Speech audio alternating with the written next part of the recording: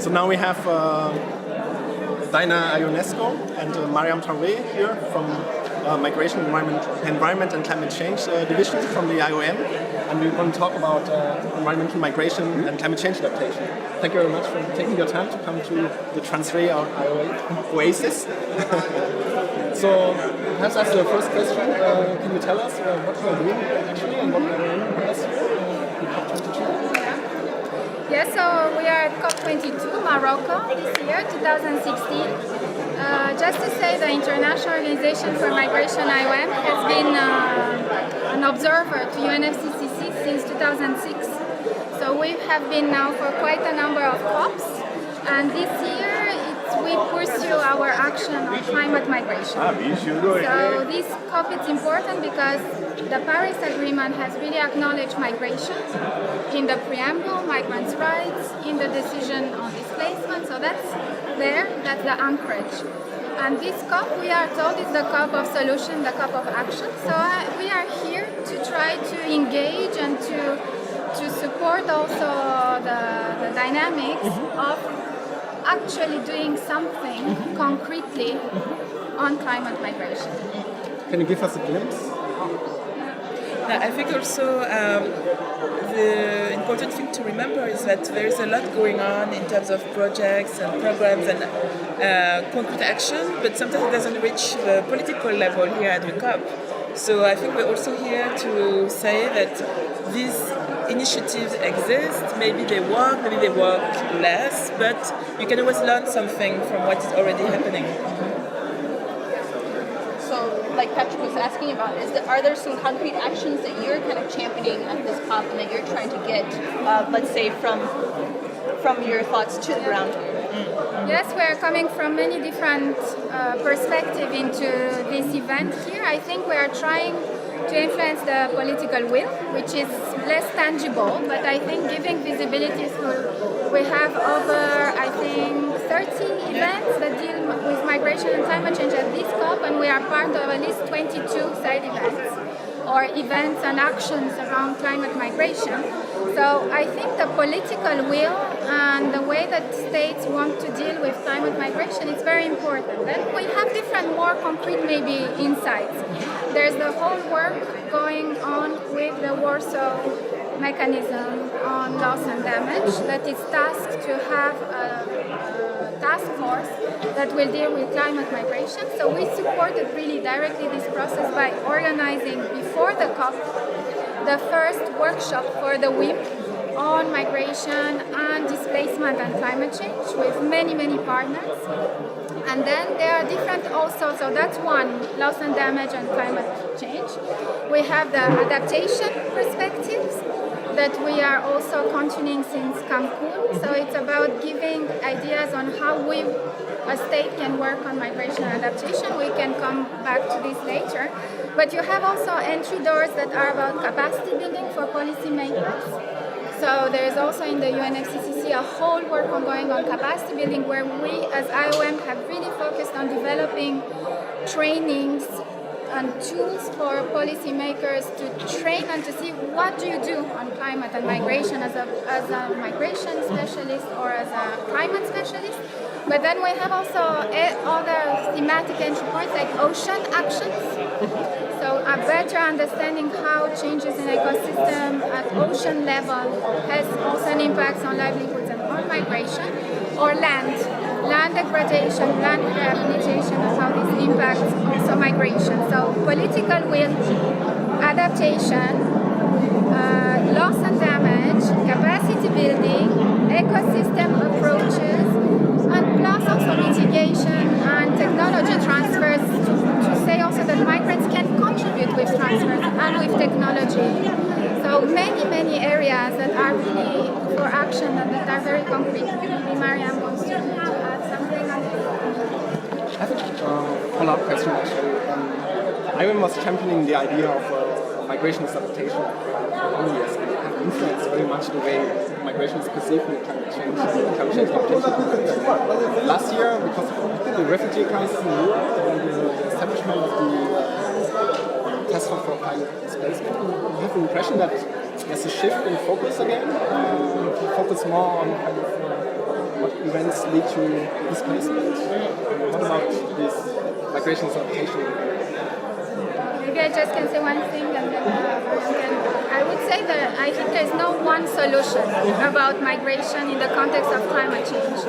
And not because we are looking into loss and damage, it means adaptation doesn't matter. I think it's important to see that the COP has opened up entry access on this topic via the loss and damage.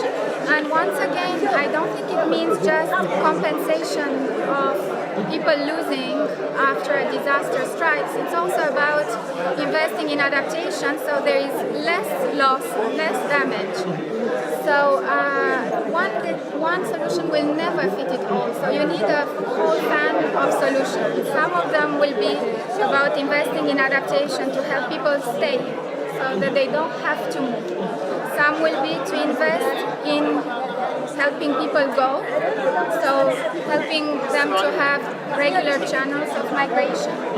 And that's also then if they are contributing back to their home country, for instance with remittances or investments, these investments can go in projects that are about land rehabilitation, reforestation, water rehabilitation systems. So that's also about migration and adaptation. So I think we have to really see that we have to give many different solutions that are contextual. But I think in terms of the work of the COP and the Washington International Mechanism, I think the message that IOM has been carrying about migration not necessarily being negative, I think it's been heard, even if it's in the loss and damage agenda, because the meeting that Dina referred to, that the first meeting on climate migration and displacement for the UNFCCC, if you look at the recommendation, it does take into account the positive aspect of migration, the contribution of migrants, for instance, to our adaptation projects, the potential positive side associated with migration schemes that are managed properly. So it's not that the idea has been lost. I think it's just that the overall, let's say, strand of work is under loss and damage, but under this, if you look at the details, you do have the adaptation component. And I'm very happy to see that this work was started on the task force, and I wonder if you could give us a little update. What's been happening? Where are we now? What are the next steps? So in fact, we organized the first workshop post-Paris Agreement. That it's part of the work plan, of the 2-year work plan of the Executive Committee of the Warsaw Mechanism on loss and damage. So this first workshop was a way to contribute to the EXCOM and to the WIM and to the whole process on climate displacement to bring information together. So it's a stock taking of what's going on, and I think this is a very important stage. It might look like it's going slowly, but I think it's so important that we take stock of what's ongoing, because so much you know very well, you work as well on this. So there's a lot of initiative at local level, national, bilateral level, international level, global level, and if we start like duplicating and doing these things and not taking into account what works and what does not work, this whole thing, it will be just a process in the air. So I think the first, what has really advanced is this stock taking, and then with the objective to also scale up and to catalyze, in fact, the role of the EXCOM. So I think it's very important to understand that the work here at the COP, it's within the climate policy. But we are acting on climate migration also in the migration policy, or in the development policy, in the land policy, in security issues, in environmental world.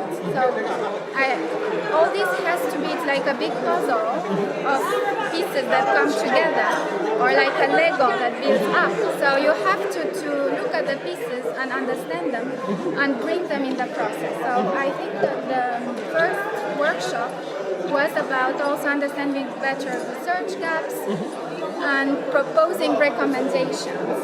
And then the whole process is ongoing on the definition of the task force. So the EXCOM has also in their last meeting in Bonn defined also the terms of reference of the task force, and they elected also the countries, the states that will be leading on this task force the next stage. So I think now they are having this package of information, but they have so many other also dimensions on insurance and non-economic losses. So it's going on with different processes. I think it's important to accept that this can take a bit of time. Yeah. Yeah, research project. From university scientists. You have a message to us. Can our role be? What should our role be? What we have to do? Better perhaps? I think one of the messages that we heard absolutely all the time during that COP and during the preparation is the lack of the need for more research and for better research. So how is this going to happen concretely? I think that's also for the science community to define, but I think one of the main messages that I've heard is that yes, okay, so this topic now is on the agenda, but to move forward on concrete action, you absolutely need some good research base. And a project like TransRe that focuses on hotspots where there are so many of these questions, of these issues, that's really the kind of information that is needed for policymakers to be able to develop some response that makes sense. From my side, I will also add to this two other maybe key messages for you to have more homework to do. Okay? One, I think it's what I see also now very much is the difference between a lot of research being done in the north, also with case study from the south, and we just published a atlas of environmental migration, and one of the maps also shows how unbalanced the research agenda is between the North country and South countries. And I think it's key for research networks and universities to develop capacities between and exchanges that make that we can work with researchers from all countries on this topic, because they will know their context and understand it better, I think, the best. And my second message would be, I think there's also a key issue on how researchers work with policymakers. I think the problem is very often we do a research, it can happen that the research is done and then it's packaged at the end with some policy recommendations. But I think that it's about starting working with the policymakers extremely early on in defining what they actually would be interested in, and to try to get them into the process so that the recommendation really respond to a clear need, and also that they take on these recommendations, because otherwise sometimes they don't know how in fact to use them. So I would suggest these two two directions, and we can discuss at the COP23 I imagine it'll be ongoing.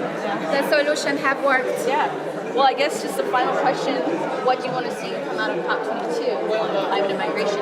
Is there something that you would say this is the example of success at COP22?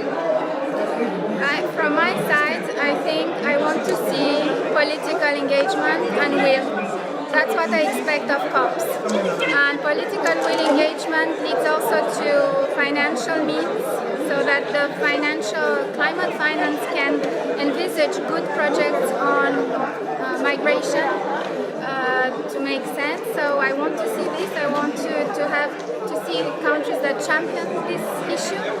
I want to see the national determined contributions that have included migration carry this forward.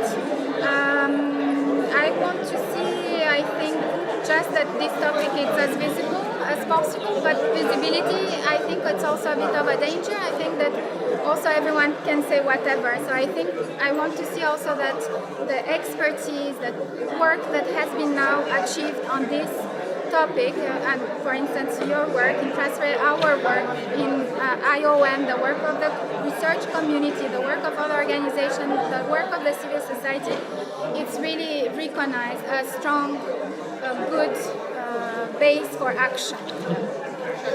Mariam? It's okay. Good summary? Yeah. Yeah, I want to thank both of you, Dina and Mariam, for joining us here today at this informal Q&A at COP22. And we look forward to seeing more of your work and seeing how COP22 shapes out. Thank you. Thank you so much. Thank you. Yes. Thank you. Thank you.